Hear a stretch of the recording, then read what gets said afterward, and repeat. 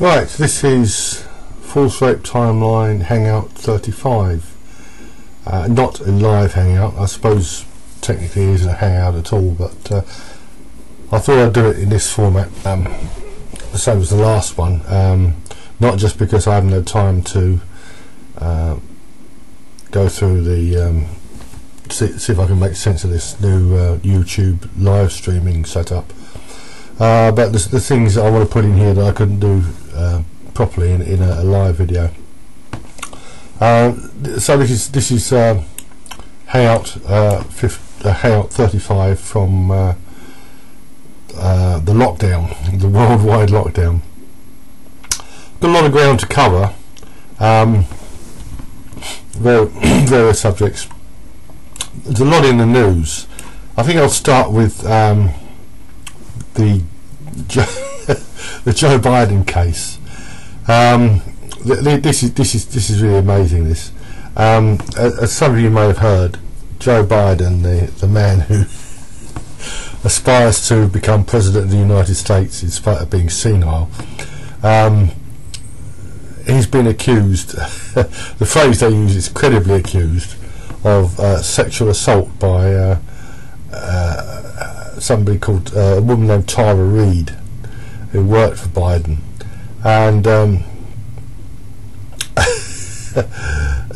mean, Crystal Ball, I don't know if you've heard of Crystal Ball, that really is her name. She does the Rising programme, you'll find it on YouTube. Crystal with a K. Her father was a chemist, or is a chemist, and apparently he's got a sense of humour as well. So she covered this on her programme, which is a so-called progressive, and the angle it's taken is truly amazing. She and other so-called progressives say that the allegation against Biden had been ignored, whereas especially the Kavanaugh case was absolutely, I mean, it was absolutely outrageous the way they treated that poor guy.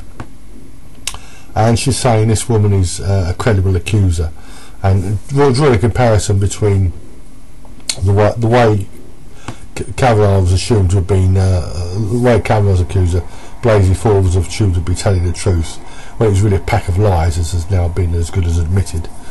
In fact, before we go any further, I'll play you the this is a clip of Christine Blasey Ford's lawyer explaining something. Aftermath of these hearings, I believe that Christine's testimony brought about more good than the harm misogynist Republicans caused by allowing Kavanaugh on the court. We were going to have a conservative. Elections have consequences, but he will always have an asterisk next to his name. When he takes a scalpel to Roe v. Wade, we will know who he is, we know his character, and we know what motivates him, and that is important. It is important that we know, and that was part of what motivated Christine. We all know. The hate in her voice is just pitiful. Misogynist Republicans. Kavanaugh is the father of two daughters. He's a misogynist. If you're not familiar with Roe v. Wade, was you'll find it on the False Rape Timeline. It was a case decided, an abortion case, the right to abortion, decided 9-0 by an all-male American Supreme Court, US Supreme Court. And it was actually brought about by feminist lies. Two feminist attorneys recruited Norma McCorvey, who died fairly recently, I think 2017. You'll find her on the timeline. They presented her to the court as a victim of gang rape. She didn't have an abortion as it happened. There's also there's a you'll find that on the Internet Archive, a video of her there explaining. But she was the kind of woman her mother or their daughters are going to be becoming. And some years later, she became a born-again Christian, and she pointed out that she said that basically it was a total pack of lies. And again, they've used a pack of lies to trash an innocent man's reputation. Absolutely outrageous the way they treated Kavanagh. Crystal Ball and her cohorts taken umbrage not at the trashing, not at the way Kavanagh was treated, absolutely outrageous, but the fact that Biden was given the apparent free ride. The woman who's accused Biden is not credible. She's an absolute head case. Tara Reade. You'll find a videos on. She claimed Biden. Well, originally she said to accuse Biden of sexual harassment. Her allegations didn't emerge until this year, or fairly recently, and then now she's claiming that Biden, in fact, digitally penetrated her in 1993. And Ball, in a recent video on you'll find it on YouTube, she said because Reade didn't disclose this at first. This is phased disclosure. No, phased disclosure, as I've said before, is where a serial killer leads the detectives to one body and then another, maybe years later to another. As in the Ian Brady did that years after his conviction. He confessed to other murders. No, phase disclosure. No, this isn't phase disclosure. This is embellishment or outright fabrication. But this is a very interesting segment here. This is Ball and her co-host. I've got this woman on their program, and she's explaining. Now, just listen to this. Amanda's thing. I have to say, of all the things that Amanda did in her original Salon piece, the thing that really disturbed me was that she used against Tara the fact that she had tweeted positive things about Joe Biden. And I realized this talking to Liza Featherstone, a great feminist leftist journalist. She pointed out that Harvey Weinstein, they tried to use that as an excuse to exonerate Harvey Weinstein. So Harvey Weinstein's lawyers actually wanted to submit into evidence the loving emails that Harvey Weinstein's victims had sent him. And that's just a very right-wing, sorry, Sagar, very right-wing rape-denying trope, right? People will say, oh, this woman was raped by her boyfriend, but why didn't she break up with him the next day? Oh, this woman was assaulted by someone she worked with, but why did she bring him coffee on the job the next day? And so it's really, people are really revealing their true colors. She's talking about Amanda Marcotte. I won't name her, but a very prominent anti-feminist academic says that Amanda Marcotte is her least favourite feminist. Amanda Marcotte is a dreadful human being, not as bad as Jessica Valenti, but like Valenti, she's married, and for whatever reason, maybe she's thinking that maybe the penny's finally dropped that any man can be accused by any woman at any time for any reason, and this other airhead on the Rising programme said that Harvey Weinstein's accusers used against him the loving emails his victims had sent him, so-called victims, and it's because this woman was spoken positively about Biden, she isn't to be believed. In other words, now think about this: when a woman accuses a man of rape at some time in the past, when she post-dates it, weeks, months, years, decades, she's to be believed uncritically because there is no such thing as exculpatory evidence. Think about it. I mean, if a woman claims to, this woman claimed to have been, her claim was that Joe Biden digitally penetrated her in 2013. Now, she was actually singing his praises as recently as in 1993. This woman actually claimed that Joe Biden digitally penetrated her in 1993.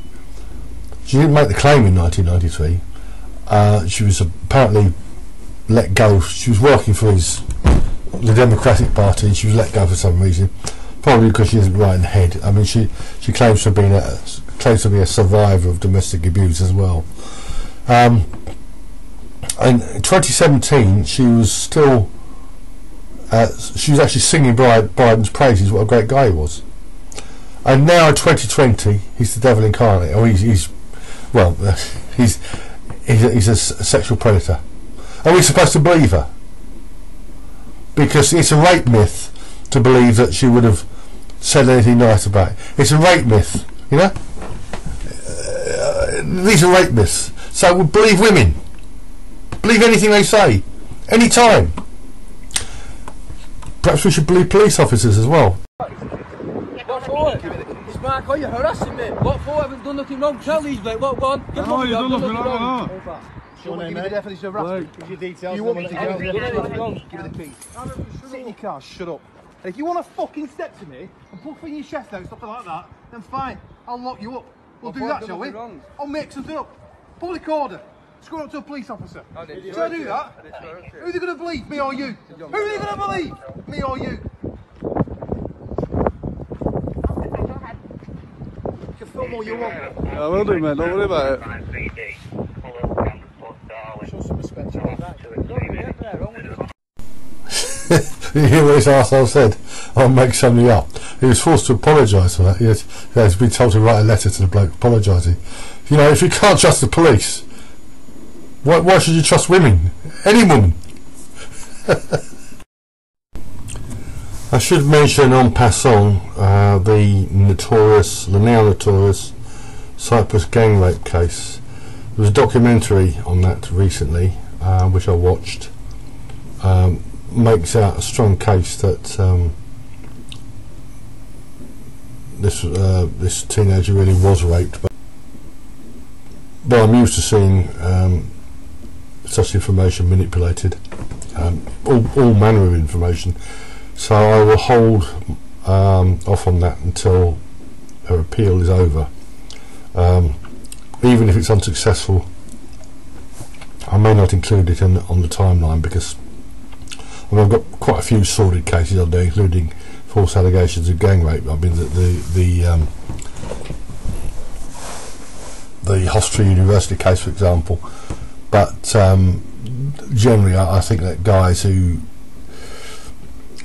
when 3 or 4 men, sometimes more, have sex with one woman, they're asking for trouble. They're bringing it on themselves. So it's really a horrible, sordid business, whatever happened there.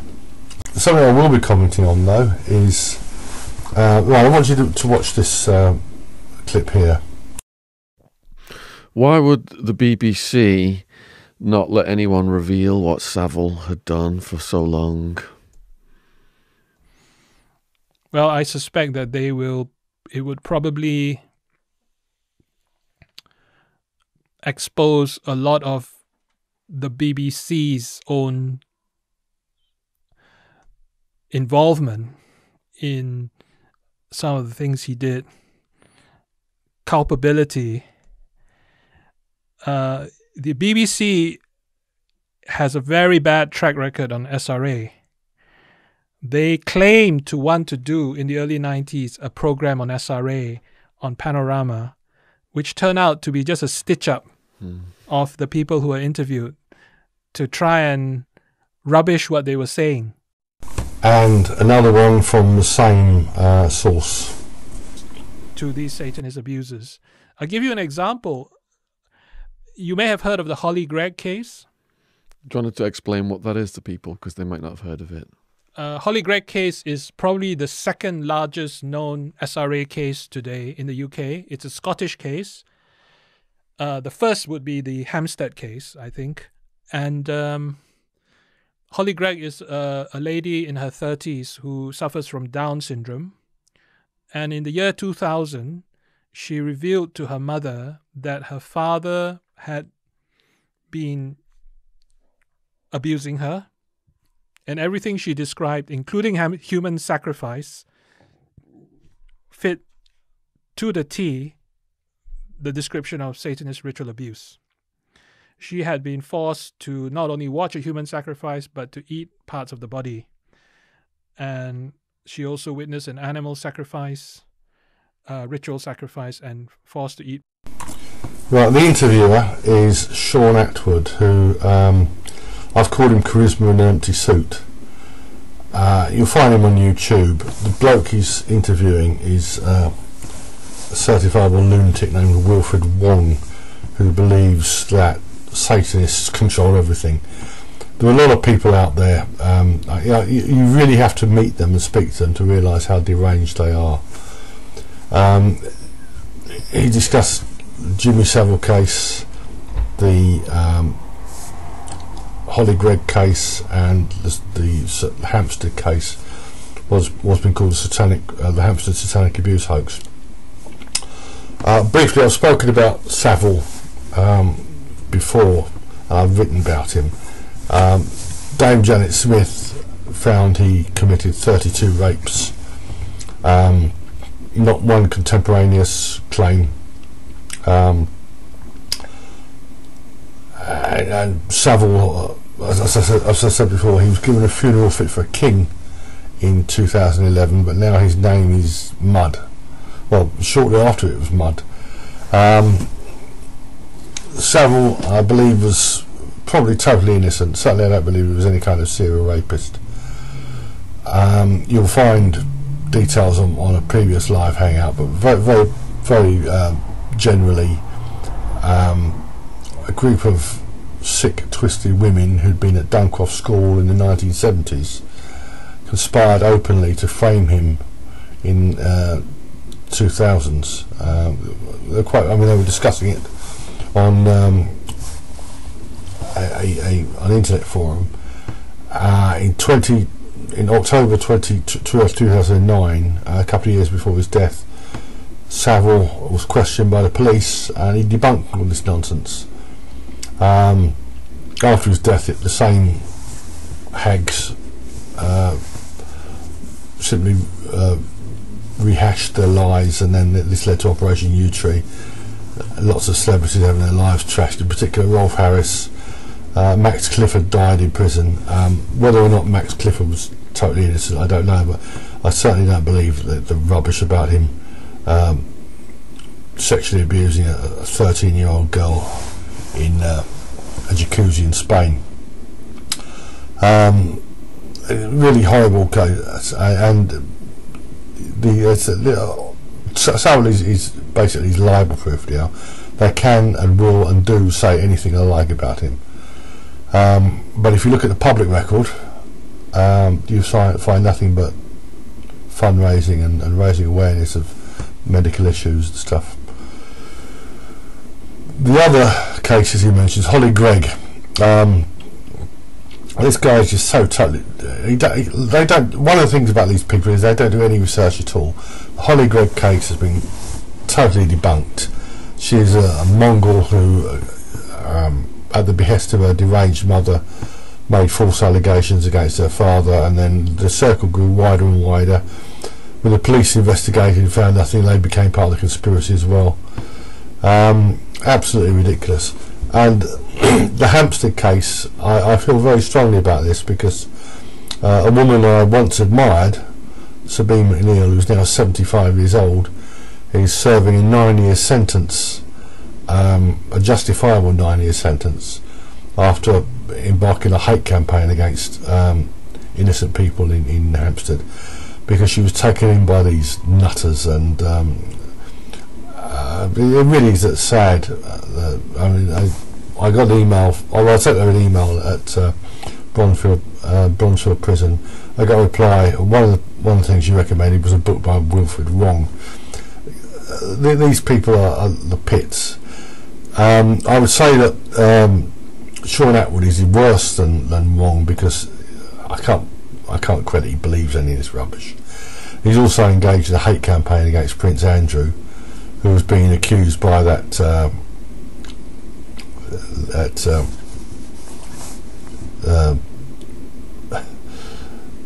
Virginia Roberts, now the former Virginia Roberts, now Virginia Giuffre, she claimed that she was sex trafficked, which is complete rubbish. She's admitted she was in the pay of Jeffrey Epstein, and she's admitted that she recruited underage girls for him. So I mean, you really have to be very careful when you examine these cases. As with all allegations of rape and most of child sexual abuse, if there is no contemporaneous outcry, if there is no official police documentation, it's almost certainly lies. Not always, but almost certainly always lies.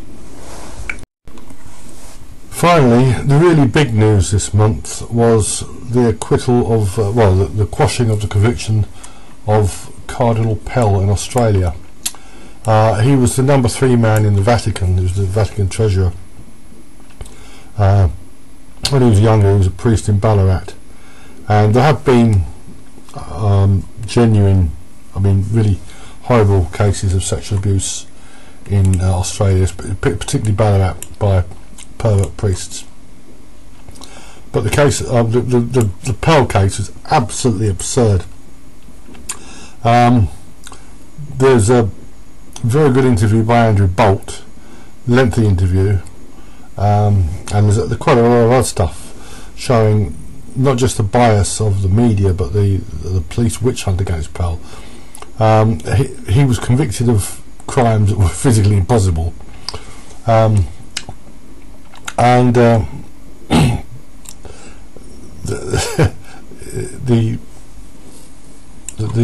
highest court in Australia, this decision is not good enough for the Guardian.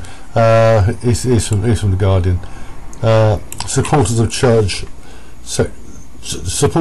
abuse victims in Australia were shocked on Tuesday after Cardinal George Pell was freed from prison. I just found it incredibly sad for survivors, and only survivors who have spoken out, says one. That's Maureen Hatchet. Maureen Hatcher, sorry. Hatchet is probably better. No, you really have to look at these cases.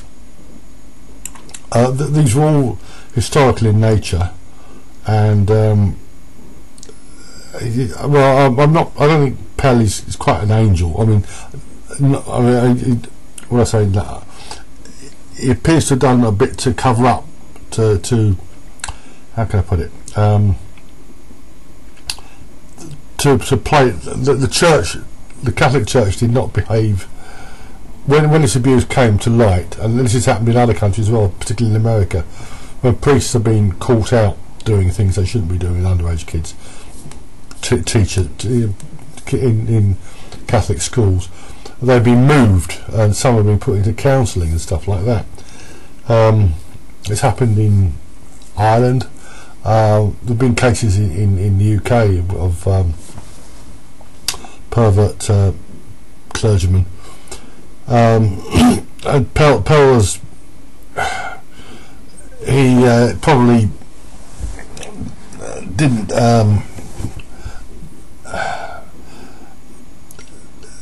I'll put it this way, I think a lot of people saw this as payback for the way he covered up or sanitised or distanced the church from these sort of things. But there's absolutely no question he was totally innocent. I did find a suggestion a few weeks back that the homosexual lobby had it in for him because he doesn't like homos. But it's absolutely outrageous the way he was treated, and now hopefully, he's nearly 80, so he hasn't got a lot of time left. So that's the really big story this month. Right, I don't know what's happening. I don't think any of us know what's happening. And Trump is talking about opening up America again, but this whole it don't really bother me, this lockdown situation, because apart from a bit of shopping and the library, I don't usually go out much anyway. Of course, everywhere's closed. So, but depending on what's happening next month, and I've got quite a lot of work on at the moment. Not paid work, but quite a lot of work on at the moment. I may put together another hangout. I might, if I can, sort out, see if I can sort out a live hangout. But I need to upgrade my computer. I need all sorts of things, and of course, money is tight for me as for everybody else. Okay, this I mean, I'll end it now. But anyone who wants to make any comments, feel free, and please visit the International Force-Rape Timeline at www.forcerapetimeline.org. That's Force-Rape Timeline, all one word. And that's the end of this hangout.